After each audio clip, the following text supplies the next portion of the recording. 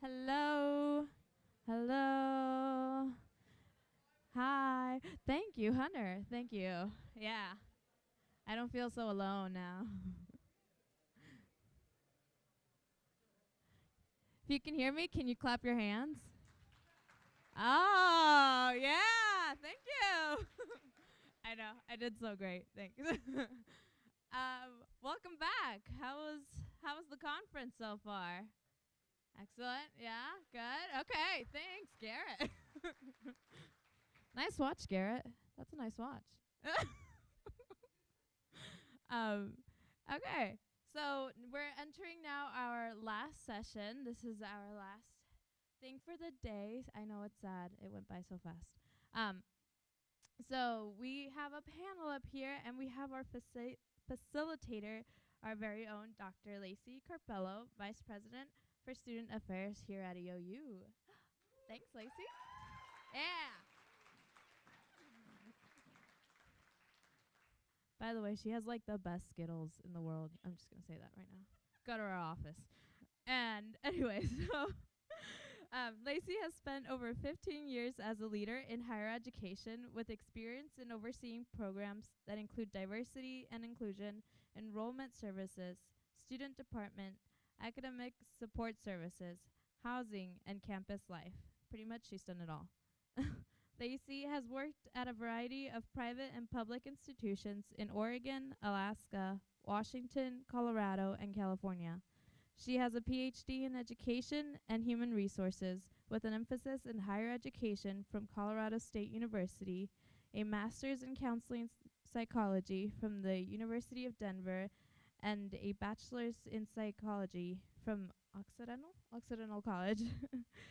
She'll be facilitating this last session, so please give a warm welcome for Lacey and our panel. Thank you. Thank you.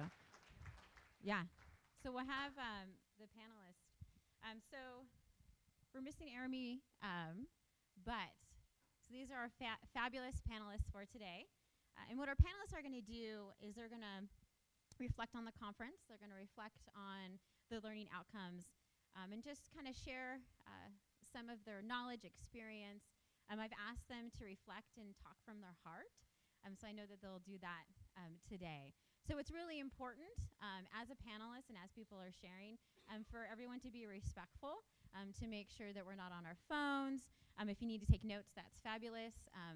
To limit side conversations, because as a panelist, it can get very distracting as you look out to the audience and to see that. So I know everyone will be respectful and enjoy what we have today. So what I'm going to ask is I'm going to ask them to introduce themselves.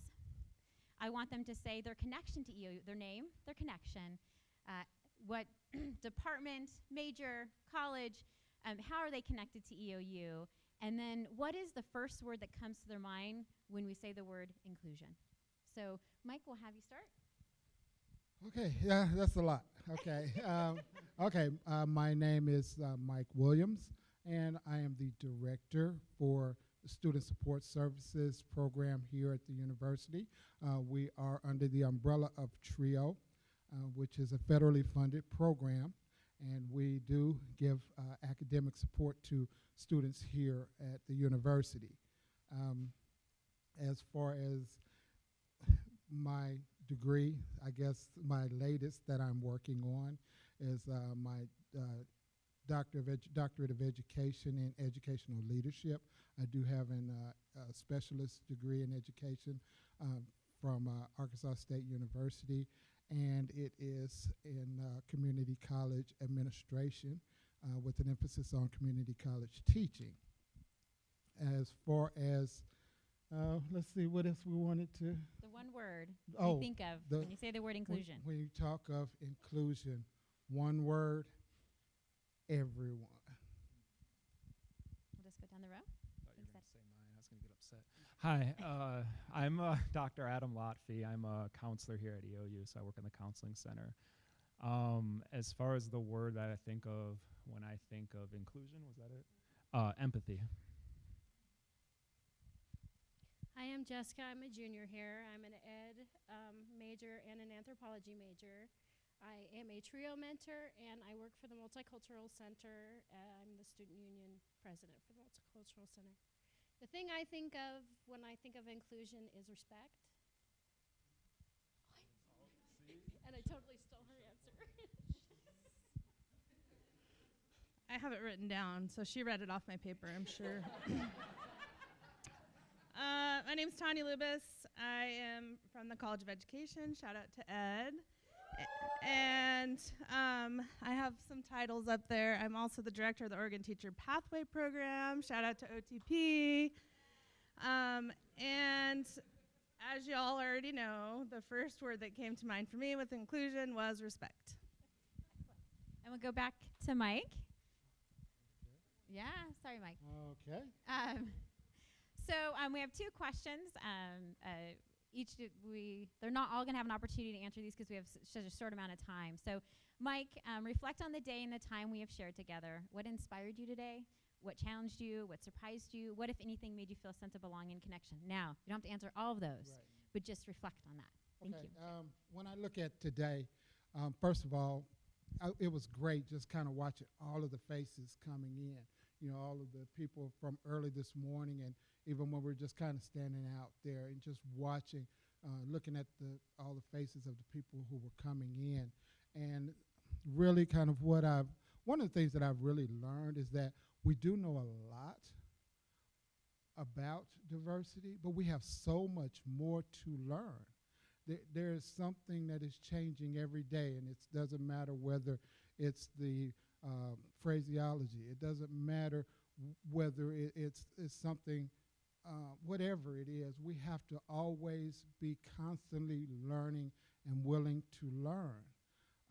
One thing that I do know is that the speakers that I got an opportunity to hear today and kind of talk to, and even people that I meet all the time, is that they all are using that word that Adam had there, and it's about empathy. You know, we all have to understand that we have to look at each other, and there is an empathy. There should be an empathy. I don't want anyone to feel sorry for me because of my diversity, but I do want you to empathize with whatever that position is. So that's kind of it. Thank you, Mike. And Jessica was going to answer this as well.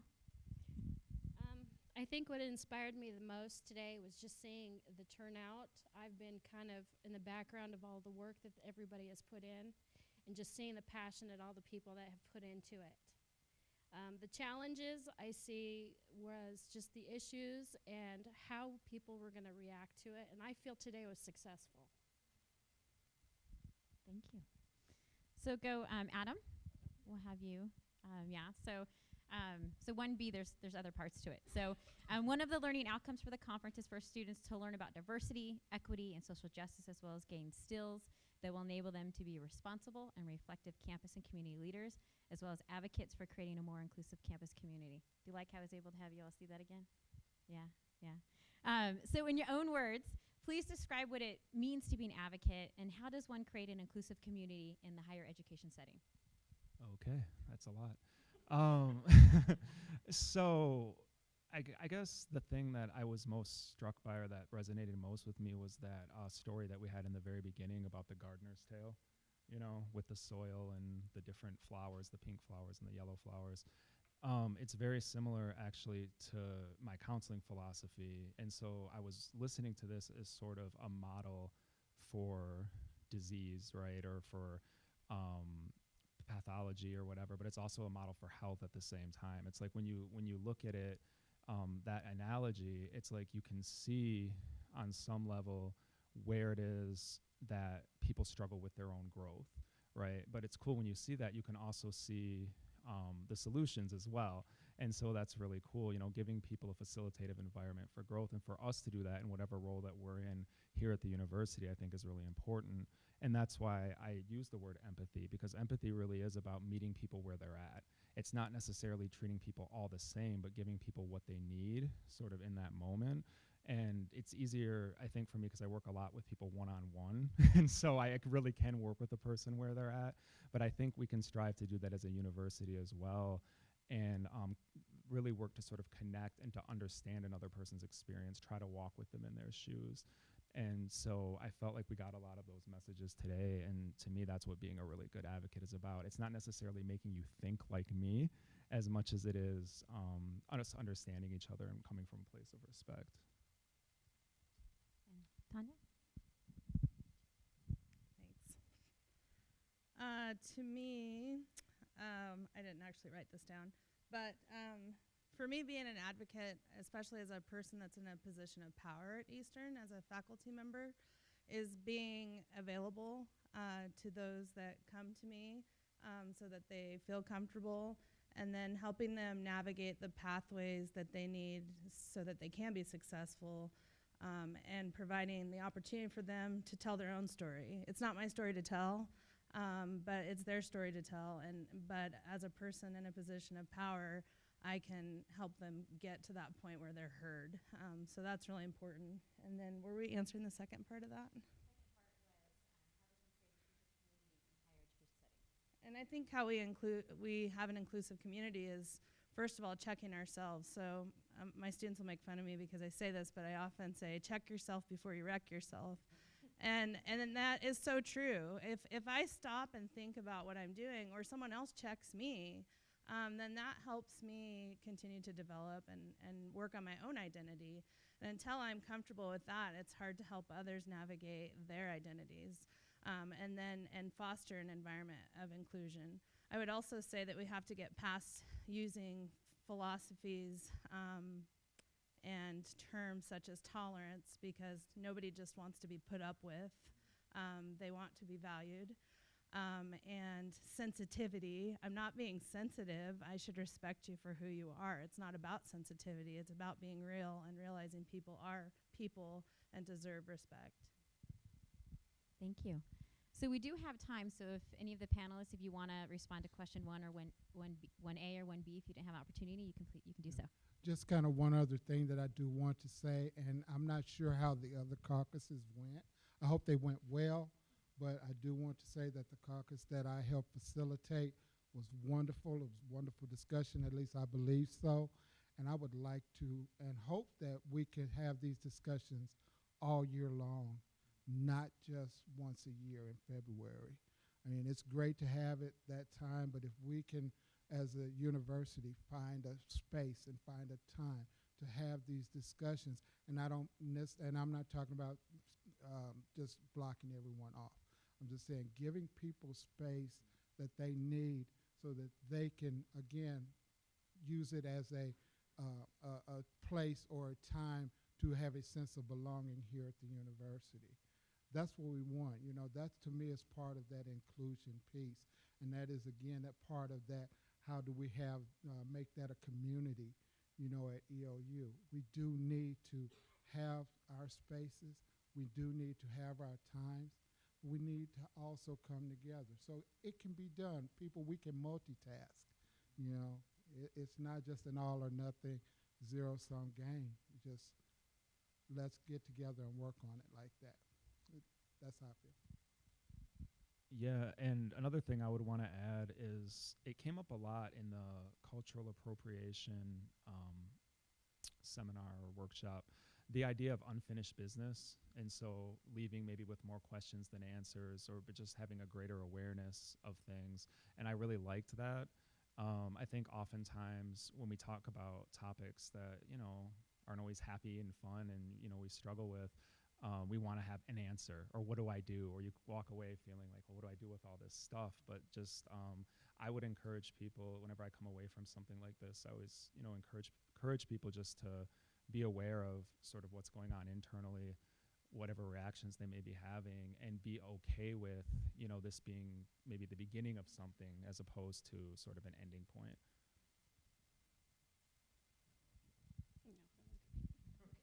Okay. Excellent. Mine would link into the last words too, or the final. Yeah. So we'll go to the final. Yeah. So go to our next question. In your own words, please describe. Oh, look at that. We're good. We're all good. Technology. Yeah. No. We still have a question. Um, if the attendees were to take away one thing, whether it's a message, a skill set, an inspiration from attending the conference today, what do you hope it would be? And this is for all of you. So, Tawnya, we'll start with you. That wasn't on our list, so Yes, but it was. actually ties into what I was going to say before. Don't stop here. It feels good to have critical conversations amongst like-minded people who come together at a conference, and I refer to it like the summer camp experience. Don't stop here, feel really good, and then do absolutely nothing afterwards. Find those people that you're going to talk with. Join social action, make the change, be the change. There's a lot of excellent opportunities to make movement around here, and just sitting back and being complicit isn't the way to go. So don't stop here is my short version of the long answer. Thank you. I feel that the one thing you can take from today is, as we all came together and we were exploring knowledge, continue to seek out that knowledge. Continue to want to be the community that we have come together to be, and just explore each other. Yeah, I felt like I answered this question when I talked about, right, sort of unfinished business and all that, so I'm going to defer to Mike. Okay. Yeah. Okay, if I have anything that I would like for us to get out of this, it would be, again, continue the conversation and don't be afraid to be uncomfortable. That's the only way that we get out of where we are, is to get uncomfortable. To me, it's just like working out, weightlifting, those things. How do you get stronger? You have to constantly work at it, and you have to not be you have to push yourself past that point where you're comfortable in order to strengthen. And with us doing that, I think as a university, and when we talk about diversity and inclusion, then that's where we can come together and be the strongest university, whether it's on the east side of Oregon or Oregon, period. That's what we got to do, is let's push past our uncomfortability.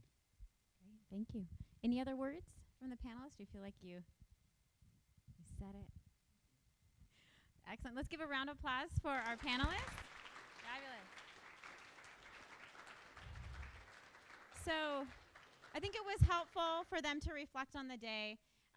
My hope is that it's opened your mind a little bit and has got you reflecting on the day. So this is a little bit of audience participation right now, but you're going to be talking to your neighbor. So if you could look to your neighbor and share with your neighbor about, what was your insights? What was something that you're going to take away? Something that surprised you? So take a moment to share your reflection of today.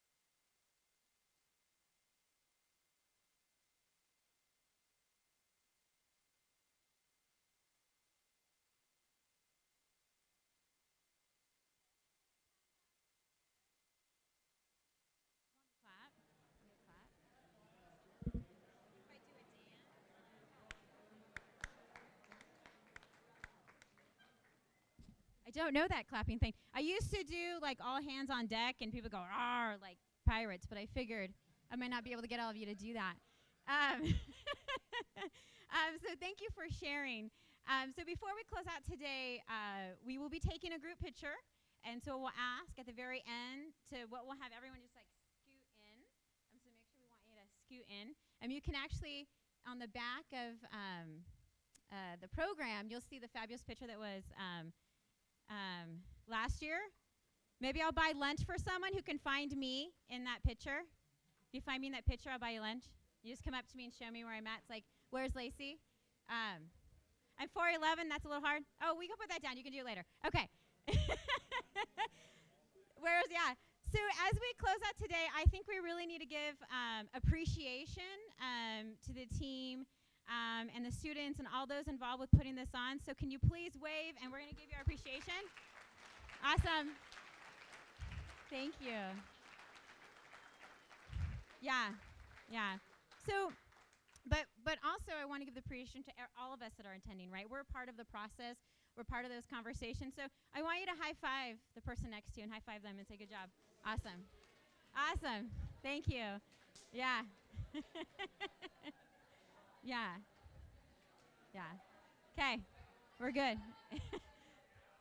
What? We love to I didn't get to high five someone. There you go. Awesome. I got to high five someone. Okay. Awesome. Should I go all hands on deck? Oh, you did it. That's awesome. Okay.